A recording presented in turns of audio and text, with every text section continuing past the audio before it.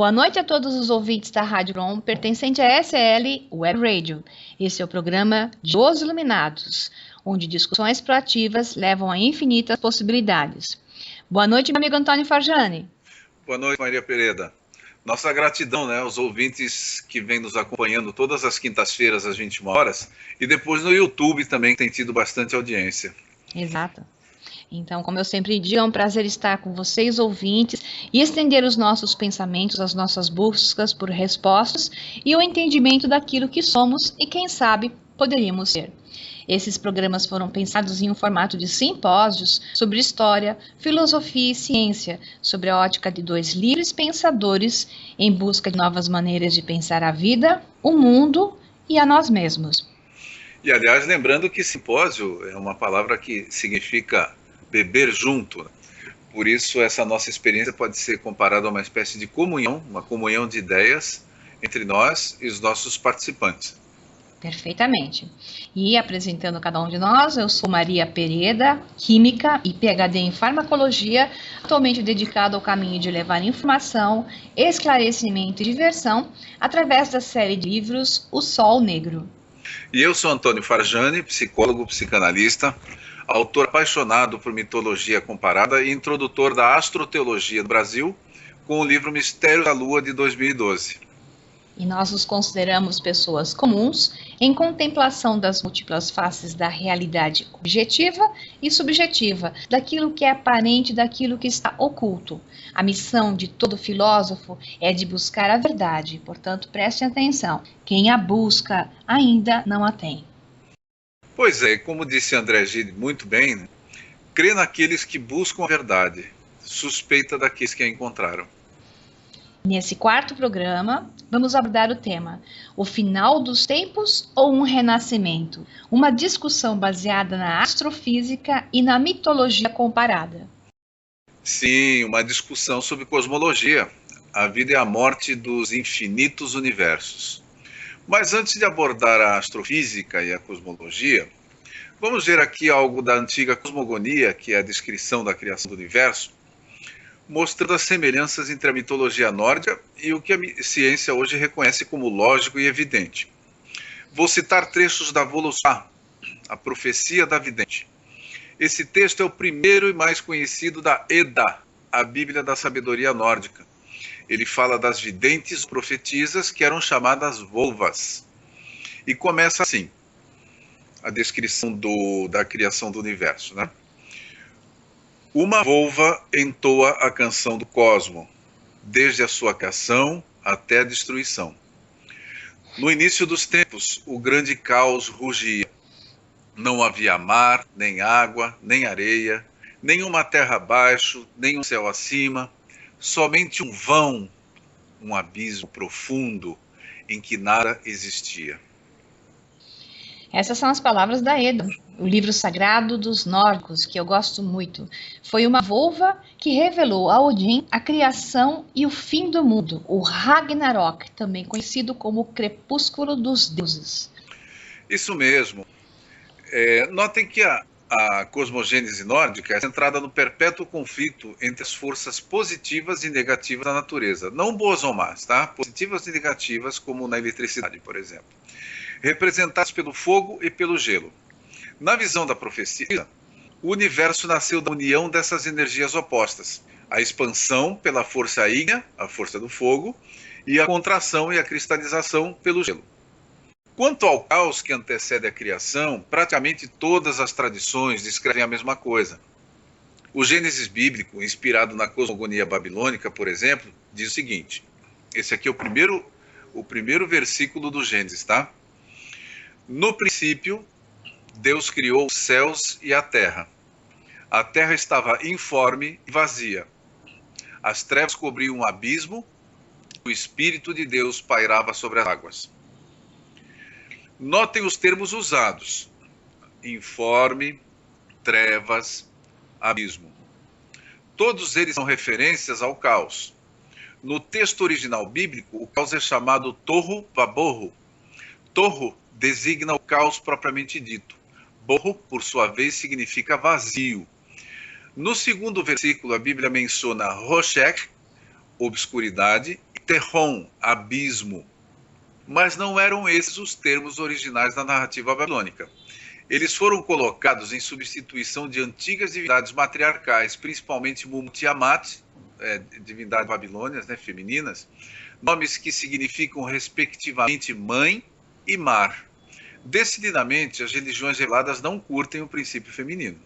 Quanto à simbologia das águas, em meu livro A Linguagem dos Deuses, eu explico sua relação simbólica com o caos. As águas sempre representam o caos primordial.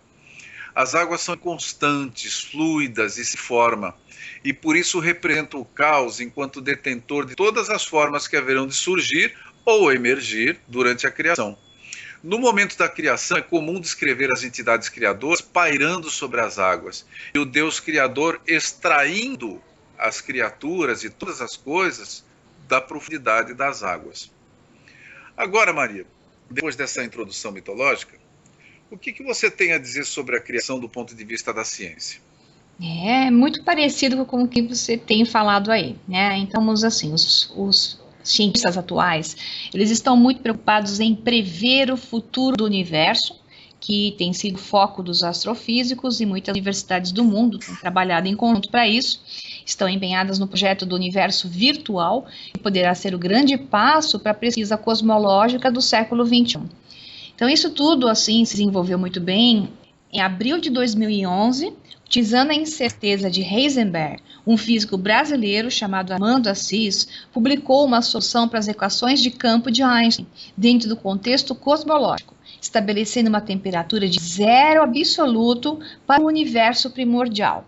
A publicação científica dele, ou paper científico, se chama Na Congelada Cosmologia do Big Bang.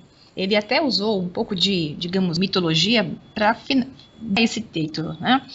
Essa é uma excelente teoria para a sustentação cosmológica da energia escura e para a cosmogênese apresentada no evento chamado de Ragnarok, né, ou Crepúsculo dos Deuses da Edda, presente nessa mitologia nórdica lindíssima, mostrando que não se trata exatamente de um fim, e sim de um novo começo, partindo novamente para a criação. Segundo o simpático e incrivelmente fantástico físico teórico Michio Kaku, o universo está fora de controle em um processo de aceleração desenfreada. Com o tempo, toda a vida inteligente se verá diante da perspectiva do fim, diz ele, o grande congelamento. Uma civilização avançada precisaria partir em sua última viagem, fugindo para um universo paralelo, né? Até o Michio Kaku fazendo o uso da mitologia, né? Então, na mitologia nórdica, esse Ragnarok, ou chamado também de morte ou crepúsculo dos deuses, começa quando a Terra é presa nas garras inteligentes de um frio de gelar os ossos, e diz isso o próprio Michio Kaku. O próprio céu congela, enquanto os deuses caem mortos em grandes batalhas contra serpentes malignas e lobos assassinos. O sol e a lua são devorados, e as trevas eternas descendem sobre a terra árida e congelada. Finalmente, Odin, pai de todos os deuses, cai morto também, e o próprio tempo chega ao fim. Uma poética descrição, né, do Michio Kaku sobre o final do mundo na opção A, que é a opção da expansão eterna. A partir do momento em que então que o universo se congela e, segundo ele, aí, seguindo Ragnarok, os próprios deuses chegam ao fim. Aliás, cabe aqui assinalar que isso é comum na antiga cosmologia, que pode soar estranho, né, às pessoas do pensamento judeu-cristão, que o Deus Criador morre junto com sua criação. O Deus Criador, que os gregos chamavam de demiurgo, não era o Deus maior. O Deus, para criar, ele já precisa ser de um estrato inferior. E esse Deus que cria o mundo morre junto com a sua criação. Isso é muito esclarecedor dessa passagem. Então, o nosso universo, a gente pode considerá-lo como o todo, a matrix que nós enxergamos, que temos para a nossa experiência de realidade, espaço, matéria e energia. É o que a gente identifica como existência, né? A Terra é apenas um minúsculo figurante feito de rocha, terra e água, no meio de 200 bilhões de estrelas da Via Láctea. E ela representa uma gota que está imersa em um oceano de galáxias, e tudo isso, as maiores galáxias, os menores átomos, por imagem e semelhança, irão um dia morrer. Até mesmo o espaço e o tempo um dia deixarão de ser percebidos. O universo, ele vem se expandindo desde o primeiro momento do seu nascimento, desde a grande explosão do Big Bang. E duas forças primordiais manipulam o universo atualmente de acordo com a cosmologia e a astrofísica. A expansão é a primeira força que afasta os corpos celestes e gera o congelamento. E a gravidade, que tenta fazer com que tudo colida, gerando um processo de compactação, aniquilando o universo e transformando no universo uma bola de fogo intenso. Uma das duas forças é a que vencerá, mesmo que por partes, se manifeste até separadamente, né? Então, portanto, existe um processo de equilíbrio, que é o que existe no universo onde nós vivemos. Sempre o equilíbrio entre uma expansão constante e a atração gravitacional. Se a expansão ela parasse, a colisão causada pela atração gravitacional venceria e tudo entraria na colisão, seria engolido por um buraco negro em uma grande explosão. Puxa, você sabe que os gregos não estavam fora dessa, né, Maria? Eles chamavam essas forças opostas de Eros e Anteros. Eros representava as forças da atração universal. Veja bem, a atração universal é desde a atração sexual entre as pessoas até a atração entre os átomos, tá? Toda e qualquer força de agregação era patrocinada por Eros. Enquanto seu oposto, anti-Eros, que eles contraíram para Anteros, representava as forças de repulsão, separação, desagregação, como, por exemplo, acontece na decomposição da matéria morta, por exemplo, né? Anteros rege tudo aquilo que é repulsão, desagregação. No entanto, essas forças são complementares e adversárias, como é o caso do bem e do mal nas religiões dualistas. A vida se sustenta no equilíbrio entre elas pelo mesmo princípio que mantém uma ponte de pé, aqueles cabos que puxam para as duas extremidades. O universo e a vida dependem do equilíbrio entre essas duas forças, chamado pelos egípcios de Ma'at. Portanto, se qualquer uma delas vencer, será igualmente o fim. Pois é, dentro da física e da astrofísica, dentro dessas duas teorias opostas, né, que eles estavam tentando decidir qual era a mais correta no nosso universo, eles dizem assim, que durante a expansão que está ocorrendo agora, chegará um momento no qual o desequilíbrio do processo de inflação e expansão do universo fará com que a gravidade traga tudo de volta, em uma tremenda colisão, aquecendo os corpos celestes, que além de sofrer colisões, irão implodir de dentro para fora em ambiente de temperaturas tremendamente altas, algo inverso ao conceito do congelamento do universo, que é o segundo conceito da lei que eles estão mencionando. Então, esse triunfo que você acaba de mencionar, da gravidade, seria o triunfo de Eros para os gregos. É belíssimamente equivalente, não? Tudo se correlaciona hoje em dia. Acho que estamos redescobrindo, os físicos estão redescobrindo coisas que estavam na mitologia. E para resolver este mistério, né, do que acontecia com o universo, representando a mais importante pergunta para os astrofísicos na atualidade, é necessário olhar para o passado, para a gênese do universo, quando ele foi criado, para o início da gravidade, quando a gravidade surgiu, início de tudo. Isso se relaciona a 13,7 ou 13,8 bilhões de anos atrás, onde uma densa e quente eclosão de luz ocorreu, nós estamos mencionando é o Big Bang, né? Toda a energia se espalha por um novo espaço, manifestando matéria. As partes do universo que a gente conhece hoje, elas são criadas e postas em movimento contínuo. A bola de fogo primordial, a explosão primordial se colocou em movimento. O nascimento dessa expansão está em movimento ainda hoje. Sem ela, o espaço não teria sido criado, o mesmo que coloca as galáxias e as estrelas. A expansão é uma surpreendente ação da natureza. Então, a expansão é uma força primordial da vida, pois até mesmo o nosso corpo, neste momento, ele sofre uma pressão para se expandir. No caso do universo, ele pode representar a força de expansão em primeiro estágio, sustento num segundo estágio e aniquilação em um terceiro estágio. Ok, então, a partir do princípio que o universo está vivo, graças a esse equilíbrio entre essas duas forças em oposição, essas forças de atração e repulsão que os gregos chamaram de Eros e Anteros, vamos chamá-las aqui diante de gravidade e expansão, tá? um eterno cabo de guerra entre duas gigantescas forças em oposição, do qual surgiu o universo e a vida. Exato. Uma pretende que tudo se expanda, e a outra, que é a gravidade, pretende que tudo se recolha em um único ponto. Isso, muito bem observado. E mitologicamente correto novamente. Tudo que temos, né, para avaliar aqui é que desde a explosão primordial existe a polaridade. E por ela tudo se sustenta. Quando isso pode ser equilibrado, ou seja, quando essa polaridade pode deixar de ser uma realidade para nós. Vamos pensar assim, o que é o correto no da física? Quanto mais matéria tivermos, mais a gravidade atuará, pois ela está diretamente ligada à massa. Ou seja, quanto mais denso o universo, maior será a chance dele entrar em colapso pela força de coesão e compactação exercida pela gravidade. Por um outro lado, se o universo é pouca massa, ele congelará completamente. Para dar uma ideia de massa de equilíbrio, temos que considerar 5 átomos de hidrogênio por metro cúbico. Imagine um cubo, ok? Onde você tem 5 átomos de hidrogênio por metro cúbico. Se colocarmos mais de 5 átomos, o universo desse cubo irá iniciar o processo de colisão. E menos de 5 átomos, ele começará a se expandir e esfriar. Então, existe uma densidade crítica. Então, explicando em outras palavras, né, mas o pessoal entender direitinho, é assim, imagine um metro cúbico, né, dentro desse metro cúbico, o número de 5 átomos de hidrogênio. Por que de hidrogênio? Porque o menor o elemento que tem menos massa, esses 5 átomos seria o limite.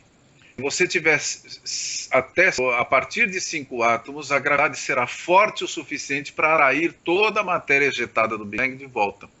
Esse é o ponto. Isso que a Maria quis dizer com densidade crítica. É isso mesmo, perfeitamente bem explicado. E o ponto fundamental aqui para ser entendido é que, para estarmos onde estamos e sermos o que somos, nesta ilusão de agora, onde nós achamos que estamos, o universo tem que apresentar a quantidade exata de matéria para manter a densidade crítica e nos manter vivos ou percebendo estes corpos físicos nesta realidade e corpos celestes ali dispostos, no perfeito equilíbrio da polaridade.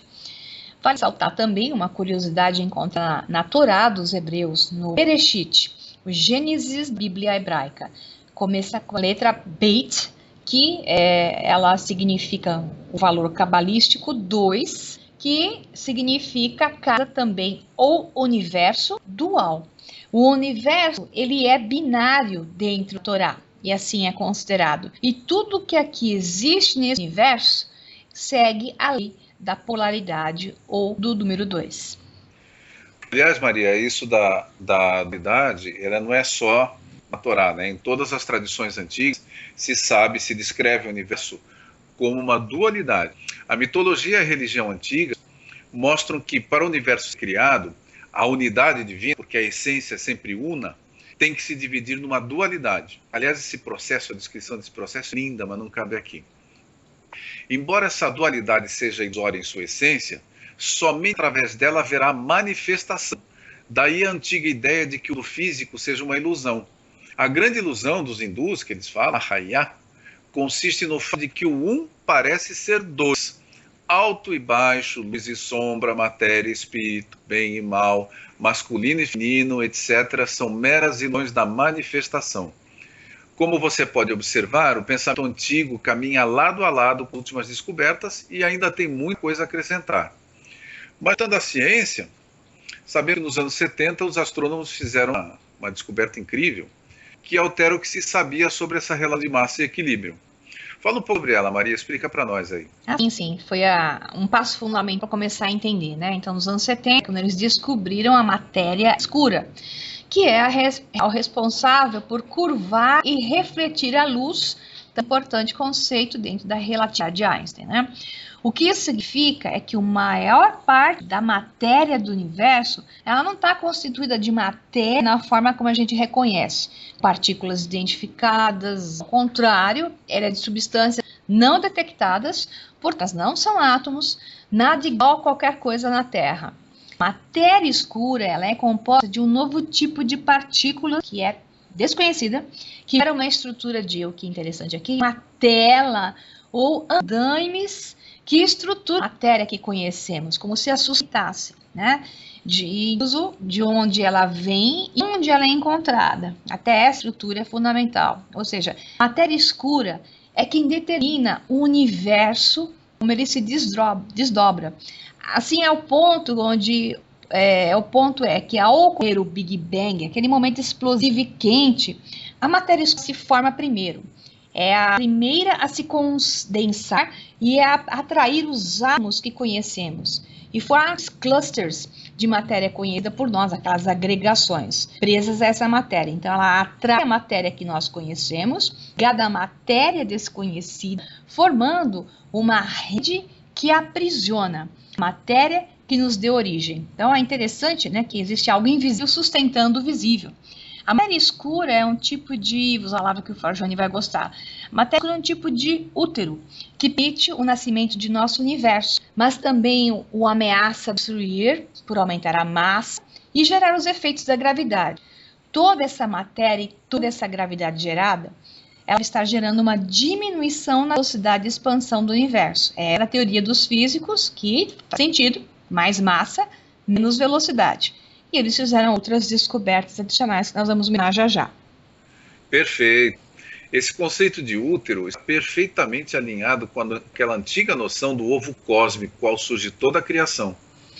O excesso de matéria do tecido do universo, ele vai gerar a diminuição da velocidade de expansão e o consequente afundamento, como o efeito do destampar uma pia cheia de água, ou seja, tampa, fazendo com que tudo gire em um vórtice em direção ao sifão, colidindo caoticamente entre si. Então é isso que a ciência acha que acontecerá no fim do universo, né? Em termos da mitologia grega, isso equivaleria ao predomínio de Eros, as forças de atração. Sob outro ângulo, poderíamos descrever esse processo lembrando de Cronos, aquele Deus pai, que devorava todos os filhos que gerava, que é, para mim, a mais perfeita edição mitológica do buraco negro. Isso, claro, se a gente aqui, quando aplica a mitologia à física, que é apenas uma das aplicações dos arquétipos. Mas o ponto em comum é de que no fim do universo, tudo que o compõe voltará ao caos que o gerou. Isso em todas as tradições. Do mesmo modo que uma folha ao morrer retorna ao humus do subsolo, onde ela irá se decompor e posteriormente realimentar as plantas locais.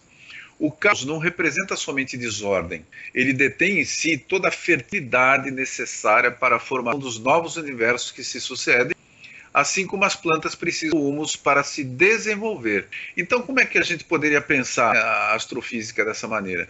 Que o universo agora, aqui no momento, não importa de qual das duas opções ele vai usar, quando ele acabar, ele vai reemergir no caos. E o caos renova a fertilidade desse universo antes de devolvê-lo para o mundo da manifestação.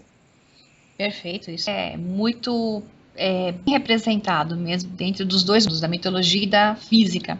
E vamos entrar agora um terceiro mundo, que é o da espiritualidade. Então vamos falar da cosmogonia da espiritualidade. Vamos associar a física à espiritualidade para poder expandir melhor. Podemos entender dessa forma. Quanto menos espiritualizados, mais ligados ao mundo denso, ao materialismo, em uma constante geração de karma e padrões de emoções densas, né, criados pelo medo, mais matéria virá, mais pesados ficaremos, e o universo, a Terra, irá literalmente afundar, entre pelo sifão da pia, ali, buraco negro, gerando um ato primordial que entrará no buraco negro, né, e em uma forma de destruição do fogo. Algo como a gente acabou de descrever naquele final dos tempos da Edda, escrito pela Bíblia, até católica, né, ou chamada Apocalipse em chamas. Mas haverá um renascimento. Só que, nesse momento, quando a gravidade entra, esse renascimento será um renascimento na densidade. Um outro universo denso vai aparecer. Mas, se ao contrário, nos elevarmos, trabalhar juntos como nação na Terra em um processo de purificação, transmutando matéria, vertendo-a para energia, temos um outro tipo de final, o congelamento. Mas esse congelamento é o prenúncio de um renascimento mais interessante, de um novo Big Bang, de uma passagem para um novo universo menos denso e mais próximo a Asgard, o reino dos Aesiris, né? Em densidade de realidade acima, uma dimensão que é acima da nossa, onde a fisicalidade é menos impactante, porque a matéria é mais escassa e a energia é a maior manifestação na realidade. Nesse estado, a gravidade ela é menor, menos influenciadora e, consequentemente, o espaço e o tempo é menos percebido. Essa é uma realidade de seres de universo menos ligados ao ego e ao medo, com vibrações mais altas. E é isso que se liga ao renascimento após o Ragnarok. É um crepúsculo de deuses, uma nova vida, uma vida até mais expandida em um universo maior. Então, o nosso Big Bang, ele surgiu porque algum universo morreu. No mito bíblico do Gênesis, ou melhor, o Bereshit hebraico, que ali tem mais informação para os místicos hebraicos, eles sabem tirar essa informação de dentro, a interpretação da existência anterior de 6 universos, ou 6 Big Bangs. O nosso é o 7º Big Bang. Segundo o Bereshit, esse universo tem 15 bilhões de anos. E é interessante, esse número calculado pelos místicos hebraicos, próximo do valor de 13,8 bilhões, é o dado pelos astrofísicos cosmólogos. Qualquer de um desses dois processos, né, o do afundamento, elisão e apocalipse de fogo, ou pelo congelamento, que é o Ragnarok, o novo Big Bang ele é sempre recriado. Mas provavelmente o universo crescerá do outro lado do buraco negro, é a bolha mais densa ou menos densa, dependendo do agente causador. Massa, igual a gravidade, que equivale a queda ou expulsão do paraíso, ou expansão, que equivale a congelamento, e é uma representação da ascensão da matéria para a energia, ascensão ao céu.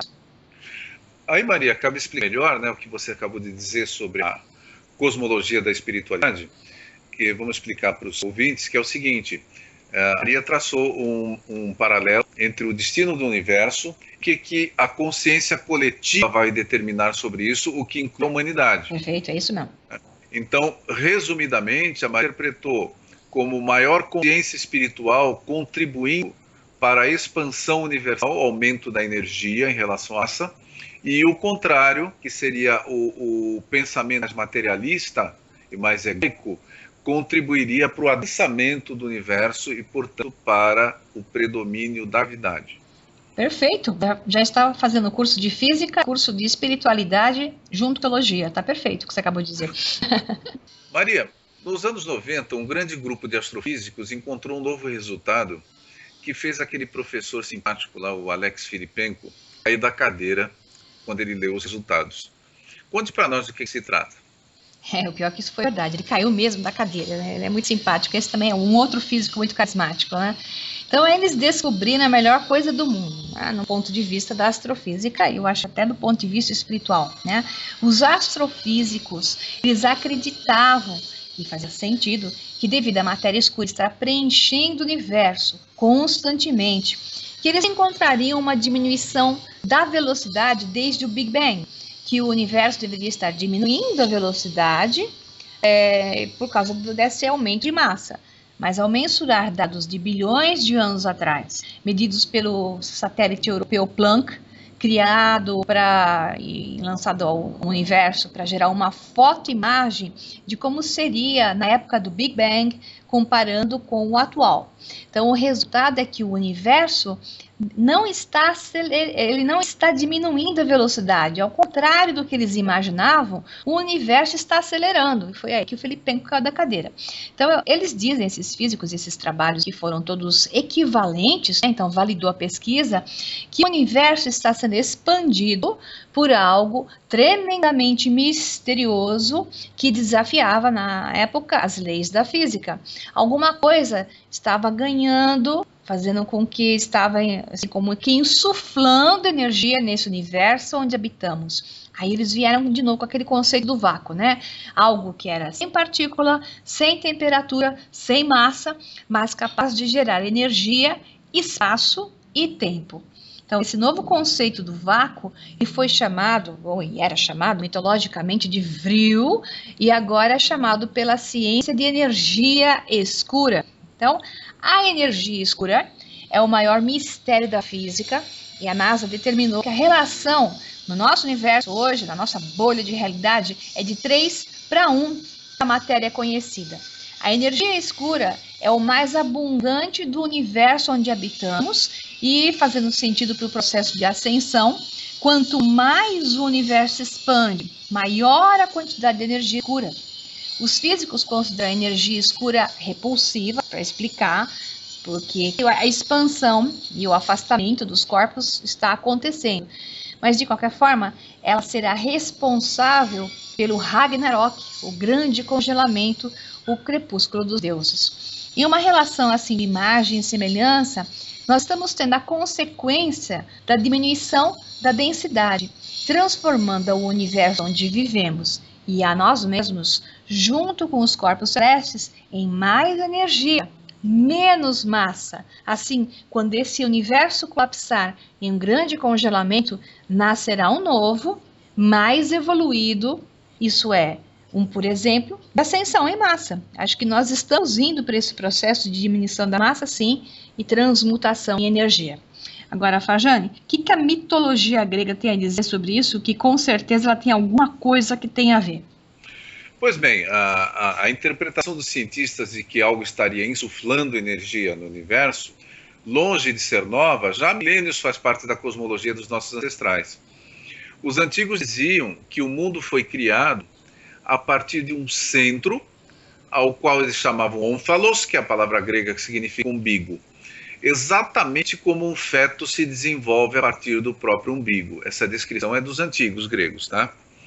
Em outras palavras, eles diziam que o universo se desenvolve com a injeção de uma energia que provém de uma outra esfera da realidade, uma realidade transdimensional, assim como a mãe transfere nutrientes ao feto em seu seio. E aí você vê, né, essa energia transferida pelo umbigo, adivinha qual é, né? Você acabou de chamar de vril.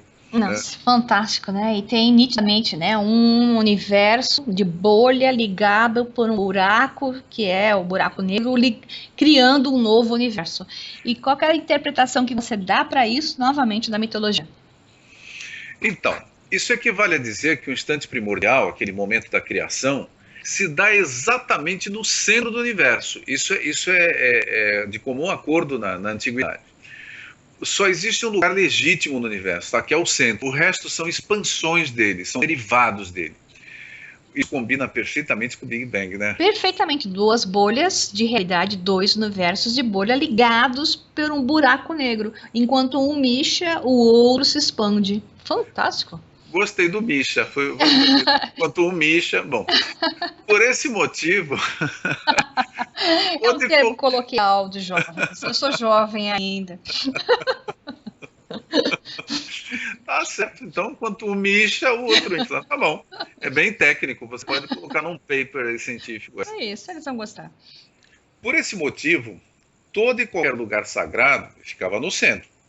Por sua característica própria de transcender os limites do mundo formal, ele ficaria situado nesse mesmo lugar metafísico.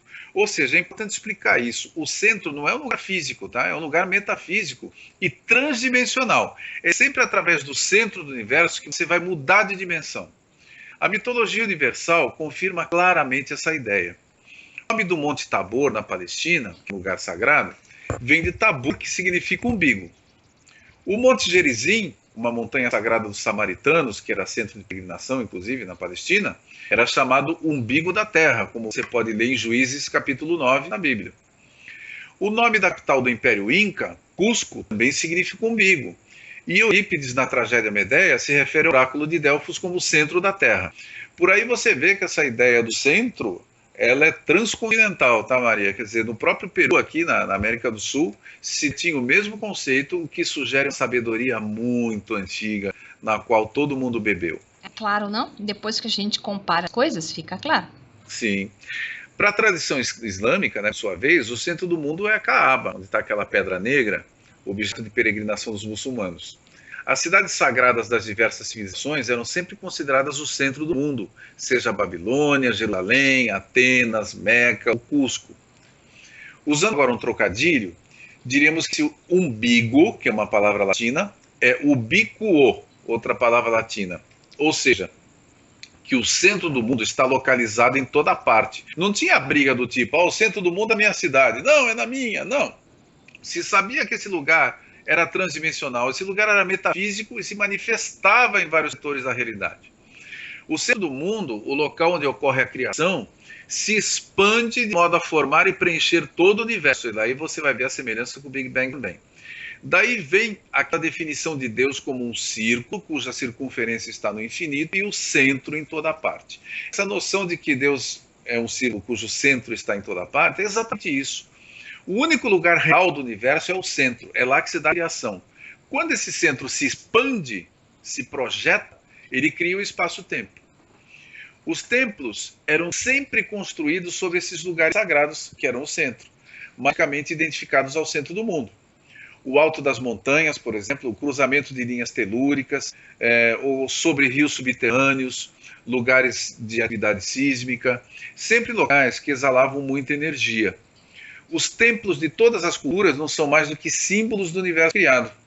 Um templo era sempre a imagem do próprio universo, ou do corpo cósmico do Deus ali venerado.